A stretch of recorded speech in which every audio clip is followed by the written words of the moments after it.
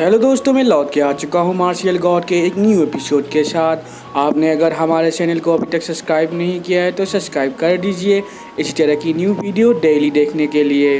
अब तक हमने देखा कि शू फेंग मास्टर ली के ग्रैंड साइल को बचाने के लिए हुआनलिंग शेख चला जाता है और उधर जाके मास्टर ली के ग्रैंड साइल के बारे में पूछने लग जाता है। तभी हमें दिखाया जाता है मास्टर ली के ग्रैंड साइल ली डा एक जेल में है और दो बंदे उसको बहुत ही बुली कर रहे हैं उधर।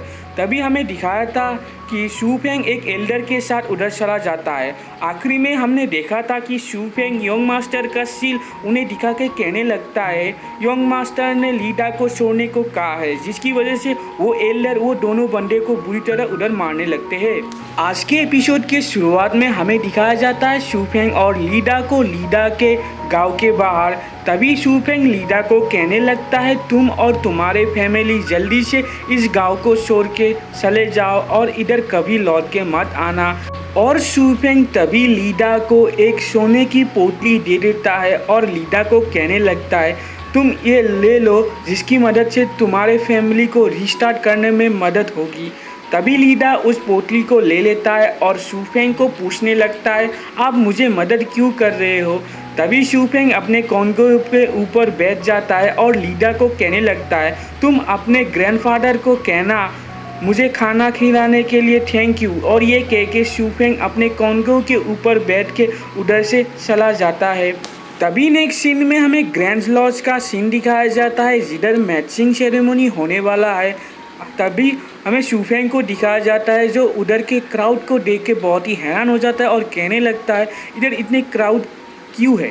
तभी एक बंदा शू फेंग के ऊपर चिल्लाने लग जाता है तुम क्या मेरी बात नहीं सुन रहे हो, तुम इधर से जल्दी से हटो। तभी शू फेंग पीछे मुड़ के देखता है कौन उसके ऊपर भौंक रहा है। तभी शू फेंग को दिखाई देता है उधर स्पिरिट मास्टर गिल के बहुत सारे लोग आ चुके हैं और सारे लोग इसके लिए ही रास्ता बना रहे हैं स्पिरिट मास्टर गिल के आने के लिए। तभी शू फेंग को उधर गुबू दिखता है और तभी शू फेंग गुबू करके चिल्लाने लग जाता है। तभी गुबू भी शू फेंग को उधर नोटिस कर लेता है और कहने लगता है शू फेंग तुम इधर क्या कर रहे हो, और अपने लोगों को उधर रुकने को कहने लग जाता है। तभी उनका एल्डर कहने लगता है गुबू क्या हुआ, तुम क्या इधर अपने फ्रेंड से मिल गए हो।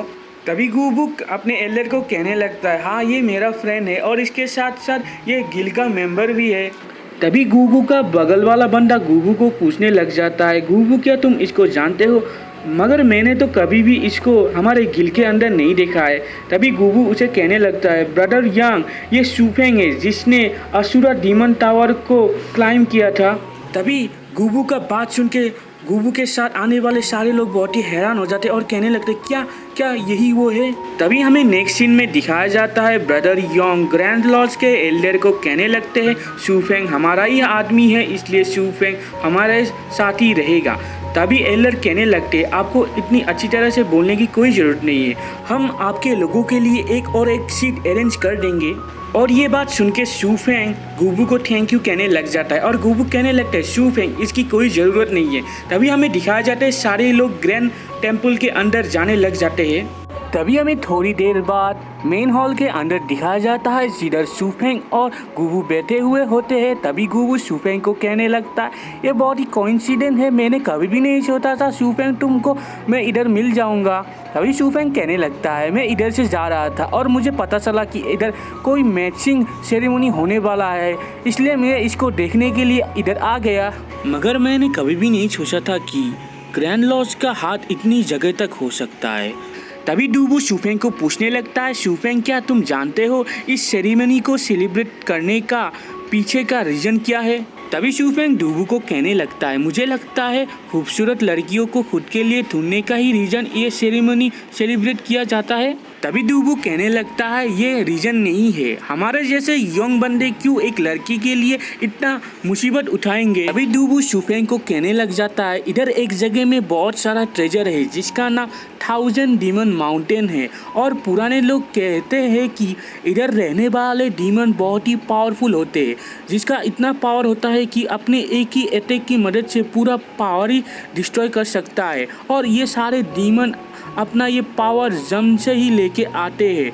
और एक बार जियान डायनेस्टी और इन डीमनों के साथ बहुत बड़ा एक फाइट हुआ था। ये बहुत ही पावरफुल और डिस्ट्रक्टिव और हॉरिबल फाइट था, मगर आखिरी में जियान डायनेस्टी का प्रिंस जीत गया था, जिसकी वजह से सारे लोग इस माउंटेन को ट्रेजर लूटने के लिए आ गए थे। मगर जियान डायनेस्टी का प्रिंस भी इस फाइट में बहुत ही इंजूर हो गया था, जिसकी वजह से वो बहुत लंबी टाइम तक ज़िंदा नहीं रहा। और जब वो मरने वाला था, वो सारे लोगों को बता गया कि तुम लोग कभी भी 1000 डीमन माउंटेन के अंदर दोबारा से एंटर मत होना।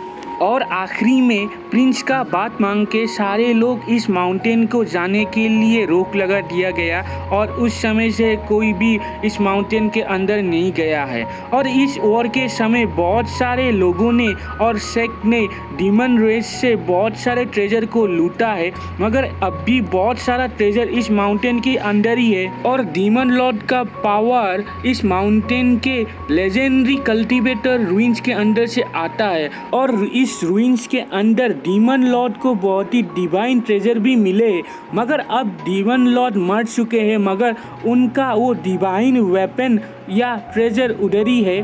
तभी शू फेंग डूबू को कहने लगता है, इसका मतलब सारे लोग मैचिंग सेरेमनी के लिए नहीं आए हैं क्या? सारे लोग इधर के बहुत सारे ट्रेजर को पाने के लिए आए हैं। तभी डूबू शू फेंग को कहने लगता है, शू फेंग तुम ठीक कह रहे हो, मगर ये इतना भी आसान नहीं है, क्योंकि ग्रैंड लॉर्ड सारे कल्टीवेटर का पावर से मदद लेना चाहता है, मगर रिवॉर्ड को किसी को देना नहीं चाहता है। और इसकी वजह से ही ग्रैंड लॉर्ड ये मैचिंग सेरेमनी को होस्ट कर रहा है। और इस सेरेमनी में जो सिलेक्ट हो जाएगा वही 1000 डीमन माउंटेन के अंदर जा सकता है। तभी शू फेंग कहने लगता है, ये बात सुनने में बहुत ही इंटरेस्टिंग है। शायद ग्रैंड लॉर्ड चाहता है वो बहुत ही पावरफुल कल्टीवेटर्स के साथ अलायंस बना के डीमनों को हराना चाहता है।